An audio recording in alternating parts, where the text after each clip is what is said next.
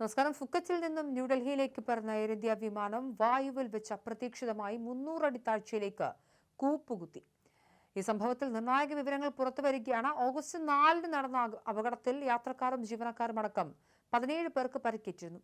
വിമാനത്തിലുണ്ടായ air turbulence മൂലമാണ് അപകടമുണ്ടായതെന്നും pilot ലഹരി ഉപയോഗിച്ചിരുന്നതായും ആദ്യഘട്ടത്തിൽ പ്രചരണങ്ങൾ ഉണ്ടായെങ്കിലും വിമാനത്തിലുണ്ടായ ഗുരുതരമായ സാങ്കേതിക തകരാറാണ് അപകടത്തിന് കാരണമെന്ന് പുതിയ അന്വേഷണ റിപ്പോർട്ട് വ്യക്തമാക്കുന്നു.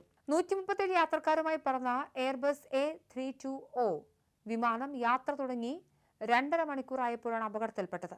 കടലിലോ കരയിലോ ഇല്ലാതെ വായുവിൽ വെച്ച് പെട്ടെന്ന് വിമാനം താഴേക്ക് പതിച്ചതോടെ യാത്രക്കാരും ജീവനക്കാരും ഒരുപോലെ ഭീതിയിലായി.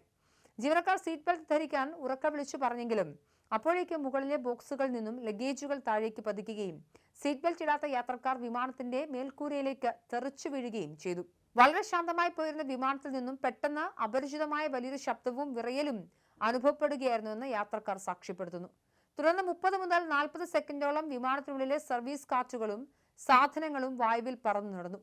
ജീവിതം അവസാനിച്ചുവെന്ന് കരുതിയ നിമിഷങ്ങളായിരുന്നു അതെന്ന് വിമാനത്തിലുണ്ടായിരുന്ന യാത്രക്കാർ ഓർത്തെടുക്കുന്നു. സംഭവത്തിന് തൊട്ടു പിന്നാലെ പൈലറ്റ് നടത്തിയ ലഹരി പരിശോധനയുടെ പ്രാഥമിക ഫലം നോട്ട് നെഗറ്റീവ് ആയി വന്നത് വൻ സംശയങ്ങൾക്ക് വഴിവെച്ചിരുന്നു.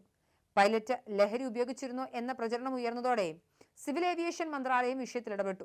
പ്രാഥമിക പരിശോധനയിൽ ഇത്തരം ഫലങ്ങൾ വരുന്നത് സാധാരണമാണ് എന്നും അന്തിമ സ്ഥിരീകരണ പരിശോധനാ ഫലം വരുന്നതുവരെ കാത്തിരിക്കണമെന്നും അധികൃതർ അറിയിച്ചു. സാധാരണയായി കഴിക്കുന്ന ചില പനി, ജലദോഷ മരുന്നുകൾ ഉപയോഗിച്ചാൽ പോലും പ്രാഥമിക പരിശോധനയിൽ ഫലം മാറിവരാൻ സാധ്യതയുണ്ടെന്ന് airline pilots association of India വ്യക്തമാക്കിയിട്ടുണ്ട്. അതേസമയം വിമാനത്തിന്റെ 3 ഹൈഡ്രോളിക് സിസ്റ്റങ്ങളും ഒരേ സമയം തകരാറിലായതാണ് വിമാനത്തിന്റെ നിയന്ത്രണം നഷ്ടപ്പെടാൻ ഇടയാക്കിയതെന്നാണ് അന്വേഷണത്തിലെ കണ്ടെത്തൽ. വിമാനത്തിന്റെ യന്ത്രഭാഗങ്ങളെയും നിയന്ത്രണ സംവിധാനങ്ങളെയും പ്രവർത്തിപ്പിക്കുന്നതിൽ ഹൈഡ്രോളിക് സംവിധാനം നിർണായകമാണ്. ഇതിനു പുറമെ വിമാനത്തിന്റെ ഓട്ടോ പൈലറ്റ് സംവിധാനം സ്വയം വിച്ഛേദിക്കപ്പെടുകയും പല ഇൻഡിക്കേറ്റർ സ്വിച്ചുകളും താൽക്കാലികമായി പ്രവർത്തനരഹിതമാവുകയും ചെയ്തു. ഒഡീഷയിലെ ജാസുഗുഡയ്ക്ക് മുകളിലൂടെ വിമാനം പറക്കുമ്പോൾ രാത്രി 10:30 പൈലറ്റിന് ട്രിപ്പിൾ ഹൈഡ്രോളിക് തകരാർ മനസ്സിലായത്. തുടർന്ന് വിമാനം താഴേക്ക് തിരിച്ചുവിടാൻ പൈലറ്റ് കോ പൈലറ്റിന് നിർദ്ദേശം നൽകി. ഇത്തരത്തിൽ 3 ഹൈഡ്രോളിക് സിസ്റ്റങ്ങളും ഒരേ സമയം തകരാറിലാകുന്നത് അപൂർവമായ സംഭവമാണ്. എന്നാൽ പൈലറ്റുമാർ സമയോചിതമായി വിമാനത്തിന്റെ മുൻഭാഗം താഴേക്ക് താഴ്ത്തി വിമാനം സുരക്ഷിതമാക്കാൻ ശ്രമിച്ചതിനാലാണ് വൻ ദുരന്തം ഒഴിവായതും 100-ലധികം യാത്രക്കാരുടെ ജീവൻ രക്ഷിക്കാൻ സാധിച്ചതും. ആദ്യഘട്ടത്തിൽ അപകടത്തിന് കാരണം കാറ്റിന്റെ വ്യതിയാനമാണെന്ന് എയർ ഇന്ത്യ അറിയിച്ചെങ്കിലും കേന്ദ്ര വ്യോമയാന മന്ത്രാലയവും അന്വേഷണ ഏജൻസികളും പിന്നീട് പുറത്തിറക്കിയ വാർത്താക്കുറിപ്പുകളിൽ ടർബുലൻസ് എന്ന വാക്ക് പൂർണ്ണമായും ഒഴിവാക്കി. ഇന്റർനാഷണൽ സിവിൽ ഏവിയേഷൻ ഓർഗനൈസേഷന്റെ ചട്ടപ്രകാരം എയർക്രാഫ്റ്റ് ആക്സിഡന്റ് ഇൻവെസ്റ്റിഗേഷൻ ബ്യൂറോ അപകടത്തെക്കുറിച്ച് വിശദമായ അന്വേഷണം ആരംഭിച്ചിട്ടുണ്ട്.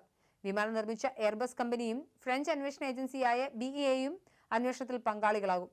വിമാനത്തിന്റെ ഫ്ലൈറ്റ് ഡാറ്റയും കോക്പിറ്റ് റെക്കോർഡിംഗുകളും പരിശോധിച്ച സാങ്കേതിക തകരാറുകളുടെ കൃത്യമായ കാരണം കണ്ടെത്താനാണ് അന്വേഷണ സംഘത്തിന്റെ തീരുമാനം.